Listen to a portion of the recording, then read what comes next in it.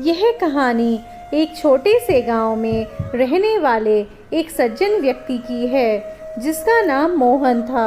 मोहन बहुत ही नेक दिल और ईश्वर भक्त था।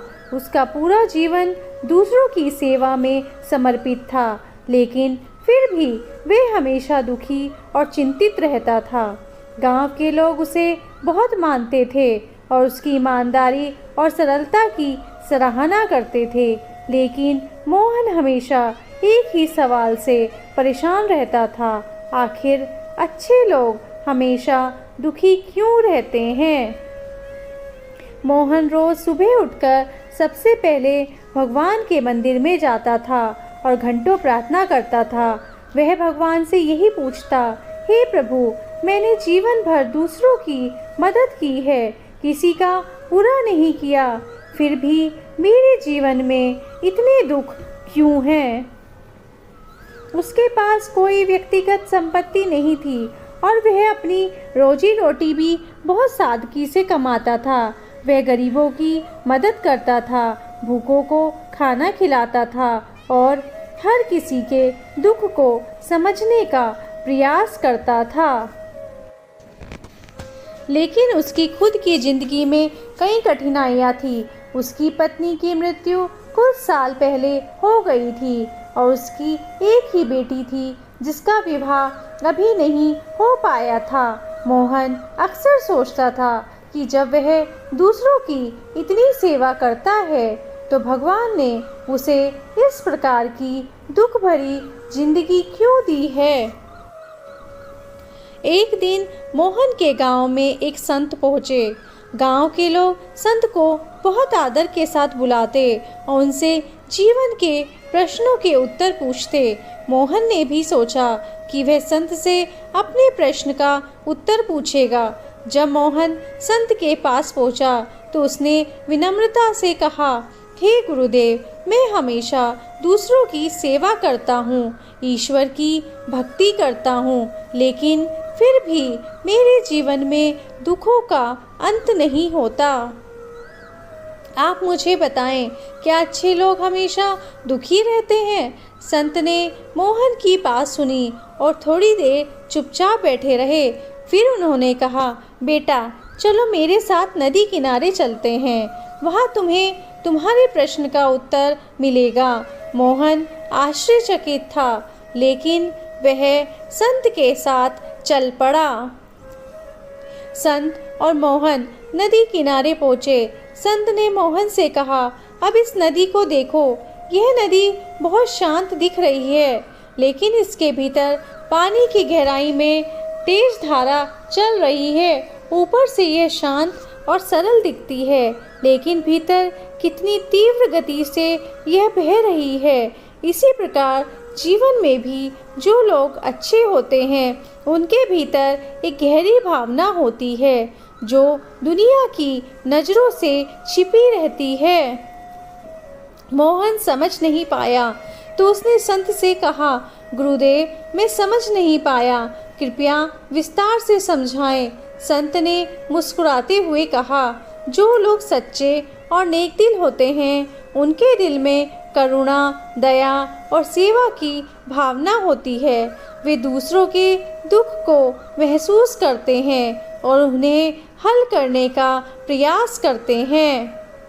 यही कारण है कि वे अपने जीवन में कई बार दुख महसूस करते हैं, क्योंकि वे न केवल अपने दुखों को बल्कि दूसरों के दुखों को भी समझने का प्रयास करते हैं। यह दुख उनकी आत्मा को और अधिक शुद्ध करता है।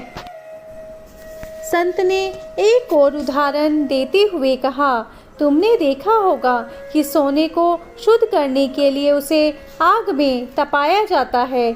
इसी प्रकार अच्छे लोगों के जीवन में दुख एक आग की तरह होता है जो उनकी आत्मा को और शुद्ध और उज्जवल बनाते हैं। जो लोग ईश्वर के निकट होते हैं वे अपने दुखों को ईश्वर की दी हुई एक परीक्षा मानते हैं। यह दुख उन्हें सिखाते हैं कि जीवन में सच्ची खुशी भौतिक वस्तुओं में नहीं बल्कि आत्मिक शांति में है। मोहन को संत की बातें सुनकर थोड़ी राहत मिली, लेकिन उसने एक और सवाल पूछा, लेकिन गुरुदेव, क्या यह जरूरी है कि अच्छे लोग ही दुखों का सामना करें? क्या ईश्वर अच्छे लोगों को प्रसन्न नहीं रख सकते? संत ने उत्तर दिया, बेटा, यह संसार कर्मों का संसार है। जो लोग सच्चे और ईमानदार होते हैं, वे अपने कर्मों से ईश्वर की योजना को समझते हैं। वे जानते हैं कि दुख और सुख जीवन के दो पहलू हैं। यदि कोई व्यक्ति केवल सुख की अपेक्षा करे तो वह जीवन के दूसरे पक्ष को अनदेखा कर रहा है। दुख हमें जीवन के वास्तविक अर्थ से परिचित कराते हैं। संत ने मोहन को एक और महत्वपूर्ण पाठ सिखाया।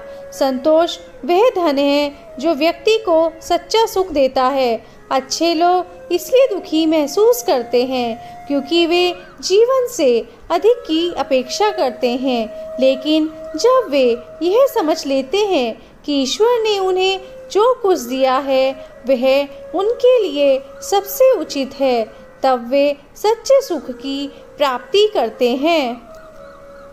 संत की यह बात सुनकर मोहन को एहसास हुआ कि उसके जीवन में दुख इसलिए थे क्योंकि वह हर समय इस बात से परेशान रहता था कि उसकी कठिनाइयाँ कब खत्म होंगी। वह जीवन में संतोष की भावना से दूर हो गया था।